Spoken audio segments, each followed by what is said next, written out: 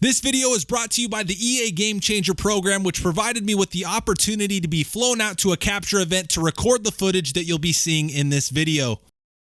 Welcome back, guys. Deuce Douglas once again here to bring you another Madden 20 video, and one of the most intriguing parts of the NFL season is the events and storylines that develop over the course of the year and how our favorite teams and their rivals react to them. Just this past season, we saw situations and storylines involving huge stars including Khalil Mack, Antonio Brown, and Le'Veon Bell. In addition to those storylines revolving around superstars, each season also presents fans with situations they never saw coming, like the breakout of potential future stars like Patrick Mahomes. And new in Madden 20's franchise mode is the scenario engine, which is a feature aimed to replicate those storylines that take place not only over the course of a season, but on a week-to-week basis as well. And in today's video, I'm going to be taking you through some of the best scenarios that you'll encounter to give you an idea of what to expect as you play through franchise mode in Madden 20. So as soon as you launch into franchise mode, you're going to be met immediately by your first scenario, which features an interaction with an NFL beat reporter. They'll introduce themselves and give you an idea of how interactions will look within the mode.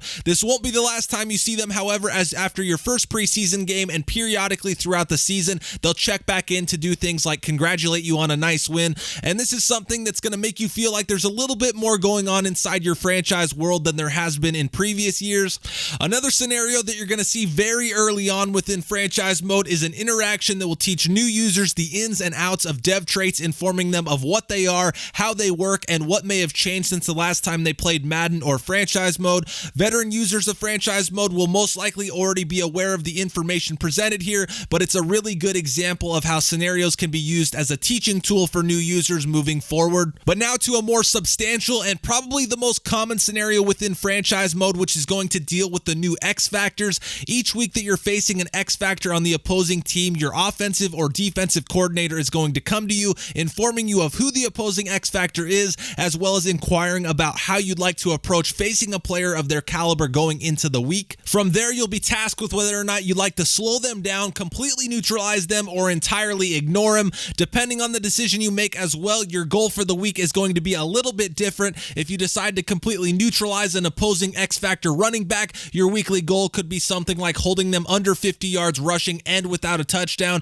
If you choose to completely disregard them, the goal will likely to be simply beating the other team. To go along with that, depending on what you choose, the rewards you receive from accomplishing the goal will change as well. Choose and accomplish the harder option of completely neutralizing an opposing X Factor and expect to see greater rewards than if you decide to choose the easier option of just completely ignoring them. And what's cool about these scenarios is that, like I mentioned before, they're going to be the most common, with virtually every team having at least one X Factor. You're going to have to constantly be faced with choices on how to attack and defend different kinds of players, and it's something that adds an additional layer to preparing for your next game.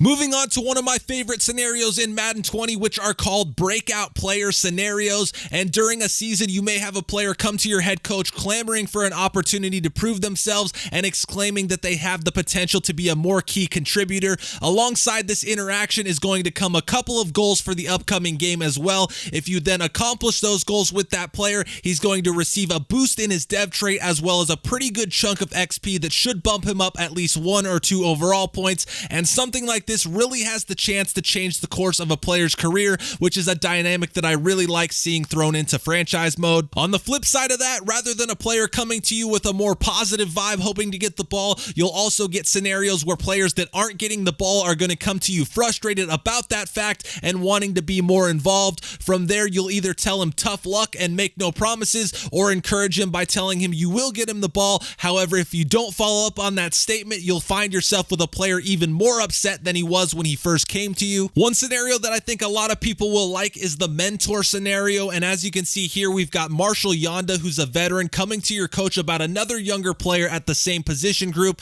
In this case, it's Orlando Brown Jr., about working with him further to help him improve his game. From there, you get to choose what you want your veteran player to work on with the younger player, and since these are both offensive linemen, you get to choose run or pass block. Then you also get to choose specifically what aspect of run or pass blocking tracking to work on, which results in the younger player receiving a nice little ratings boost to the attribute which you choose. And I think that's really cool and offers a nice little incentive to have veteran players on your roster. Another scenario I'm a big fan of is the short week scenario. So when playing through the season, having an upcoming Thursday night game will trigger this short week scenario. And what will happen here is your coordinator will come to you to inquire about how you want to approach preparation for the week. From there, you'll either be able to choose whether or not you want to practice heading into the game or let your players rest so they can recuperate, and based on what you choose, your team will be affected differently. And then the last scenario I'm going to talk about here is one that you may encounter if you're struggling through your season and find yourself on a losing streak, and that's the players only meeting scenario. So as I just mentioned, if your team is on a losing streak, a veteran on your team will call a players only meeting